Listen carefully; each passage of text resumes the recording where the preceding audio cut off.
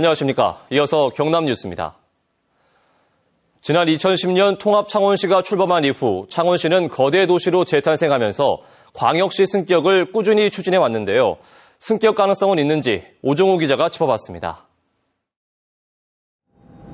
지난 2010년 세 개 시가 합친 창원시의 면적은 서울보다 넓어졌고 지역 내 총생산 GRDP도 광역시인 대전과 광주시를 추월했습니다. 창원시는 이미 다른 광역시에 버금갈 만큼 거대 도시가 된 것입니다.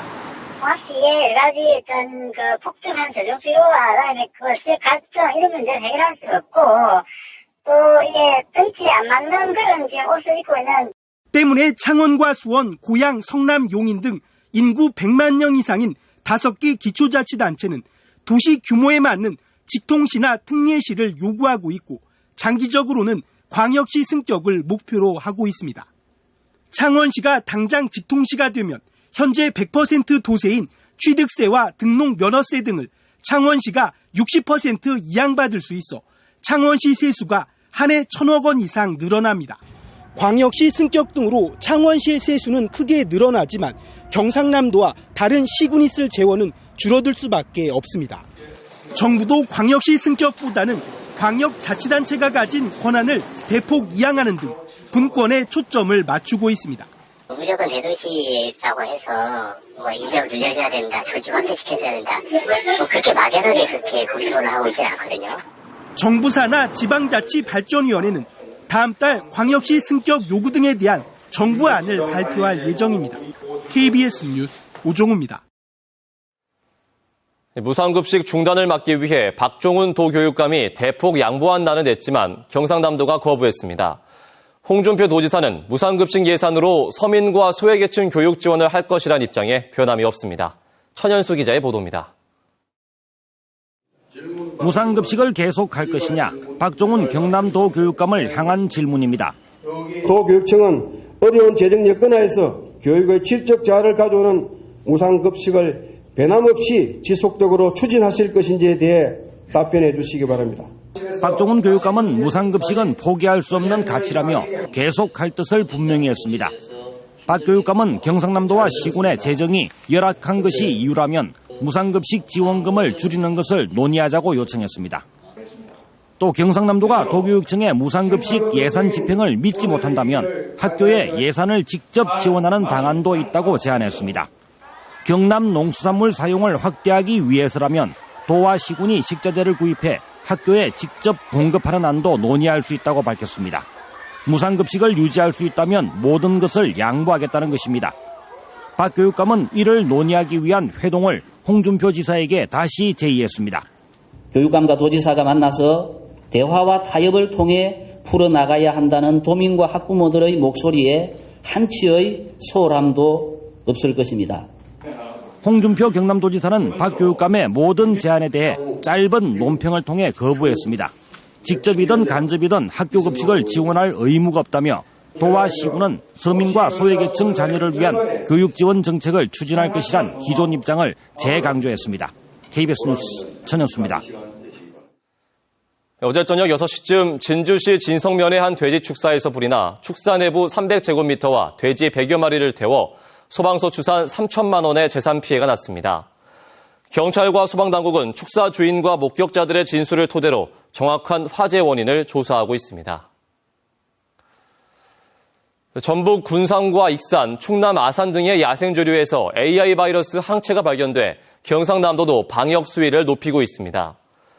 경상남도 축산진흥연구소는 창녕 우포늪과 창원 주남저수지, 진주 진양호, 사천 광포만 등 주요 철새 도래지에서 야생조류 분변과 폐사체의 AI 검사를 확대합니다. 축산진흥연구소는 또 전남과 전북의 AI 발생지에서 공급한 닭과 오리를 집중 검사하고 재래시장에서 팔리는 토종닭도 방역과 예찰을 강화합니다. 국내 최대의 원전 밀집 지역인 고리원전에서 자연재해로 인해 방사능이 누출됐을 경우에 대비해 대규모 방제 훈련이 열렸습니다. 박민철 기자가 취재했습니다. 원전 사고 최고 대응 단계인 적색 비상이 발령됐습니다. 방사능 누출을 대비해서 비상계획구역 내 주민과 9개교 학생 소개 등 그 보호대책 준비. 원전에서 이상이 발생하자 인근 주민들은 긴급 출동한 버스에 신속히 탑승합니다. 역으로 대피한 주민들과 학생들도 열차에 올라타 사고 지역을 벗어납니다. 지진 등 자연재해로 고리 4호기와 신고리 2호기가 멈춰서면서 방사능이 누출된 사고를 가정해 대피하는 훈련입니다. 훈련에 참가한 주민들은 이처럼 대피 열차를 타고 고리 원전에서 20여 킬로미터 떨어진 이재민 지원센터로 이동했습니다. 지원센터에 도착한 주민들은 방사능을 씻는 제염 작업을 거치고 피폭 여부를 확인한 뒤 방사능 유출에 대비한 교육을 받았습니다. 고리 원전에서 가령 지진이 일어날 때는 빨리 차를 운용하든가 빨리 회원도로 갈아야 돼요. 하지만 아쉬운 점도 있었습니다.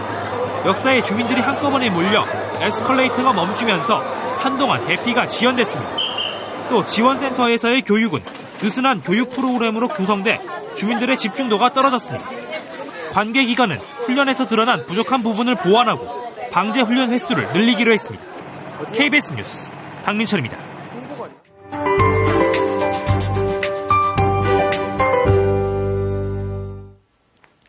때이른 추위는 잠시 주춤하겠고요. 오늘은 종일 어제보다 높은 기온을 보이겠습니다. 이 남서쪽에서 상대적으로 따뜻한 공기가 밀려오며 기온을 끌어올리고 있는데요. 현재 아침 기온도 예년 이맘때 수준을 보이고 있고요. 한낮에는 진주 16도, 창원 17도까지 오르는 등 포근한 날씨가 예상됩니다. 다만 여전히 일교차가 10도 안팎으로 크게 벌어진다는 점은 염두에 두셔야겠습니다. 오늘도 건조한 날씨는 계속되겠습니다. 지금 김해와 창원 등 일부 지역에서는 건조주의보가 발효 중이고요. 그 밖의 지역도 대기가 점차 건조해지고 있습니다.